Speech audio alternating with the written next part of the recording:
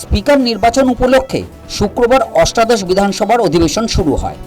সৌজন্যের আবহে অধিবেশন শুরু হলেও ভোট পরবর্তী হিংসা নিয়ে তর্কে জড়ালেন মুখ্যমন্ত্রী শুভেন্দু অধিকারী এবং বিধানসভার বিরোধী দলনেতা শোভনদেব চট্টোপাধ্যায়।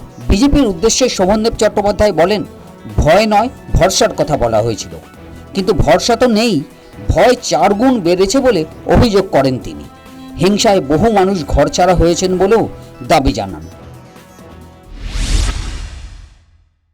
আজকে বলা হয়েছিল ভয় চলে যাবে, ভরসা আসবে। আজকে ভরসা নেই, কিন্তু ভয় 4 গুণ বেড়ে গেছে, বহু মানুষ ঘরছাড়া হয়ে আছে। আজকে আমি মুখ্যমন্ত্রীর কাছে অনুরোধ করব এবং স্পিকারের মাধ্যমে সবাইকে কাছে অনুরোধ করব, যখন কথা দিয়েছিলেন ভয় নয় ভরসা, আজকে আপনারা সেই ব্যবস্থা করুন যাতে করে ভরসা ফিরে আসে, মানুষ তার নিজের বাড়িতে ফিরতে পারে।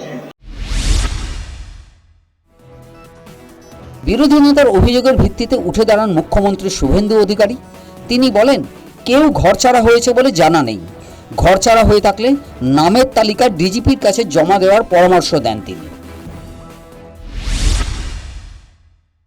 আমার তো ঘরছাড়া কেউ আছে বলে জানা নেই। যদি কেউ ঘরছাড়া থাকে, আপনি মাননীয় ডিজিপির কাছে তালিকা দেবেন, কিন্তু শর্ত একটাই, ওই ব্যক্তির বিরুদ্ধে 2021 সালে নির্বাচন পরবর্তী সন্ত্রাসের যে 12,500 এফআইআর হয়েছিল তার কোনো অভিযোগ নেই। একদম পরিষ্কার শর্ত। যাদের বিরুদ্ধে 2021-এর পোস্টপোল ভায়োলেন্সের অভিযোগ নেই, তাকে সসম্মানে এলাকার বিজেপির বিধায়ক এবং এসপি গিয়ে বাড়িতে ঢুকিয়ে দিয়ে আসবে।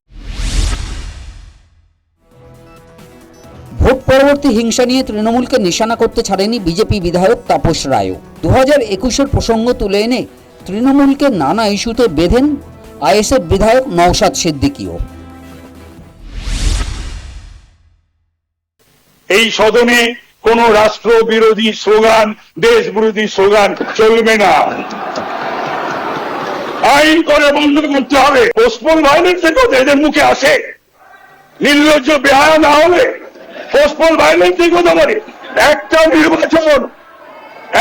নির্বাচন হয়েছে পশ্চিমবাংলায়, রক্তপাতহীন, লাশহীন, এই সাইন দেখিয়ে রক্তের ওপর দিয়ে, লাশের ওপর দিয়ে আজকে 150-র ওপর গুনতে হতো স্যার আপনাকে লাশ। বিজেপি যদি এই সরকার আবার ফিরে আসতো। আমি 2021 সালে নির্বাচন হওয়ার পরে 6টা মাস এমন দিন পার করেছি, আমার মনে হচ্ছিল যে আমি ইস্তফা দিয়ে দিই, অন্তত আমার ছেলেগুলোর উপর অত্যাচার যদি বন্ধ হয়। এই সময় ফিল করে পার করেছি। এই 2026-এ দাঁড়িয়ে বেশ কিছু ধর্মস্থান আক্রান্ত হয়েছে। মাননীয় মুখ্যমন্ত্রী মহাশয়কে এবং বিজেপি যারা আছে তাদেরকে বলবো সেইগুলো আপনারা লক্ষ্য রাখবেন।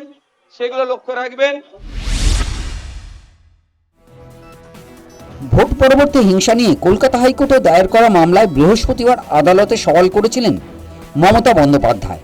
এবার তার আঁচ লাগলো বিধানসভার অন্দরেও। শুক্রবার বিনা প্রতিদ্বন্দ্বিতায় স্পিকার পদে নির্বাচিত হয়েছেন রথীন্দ্রনাথ ঘোষ। এই পদে একমাত্র তিনিই মনোনয়ন পেশ করেন। অন্য কোনো মনোনয়ন না থাকায় শুক্রবার তিনি অষ্টাদশ বিধানসভার স্পিকার হিসেবে নির্বাচিত হন। News time.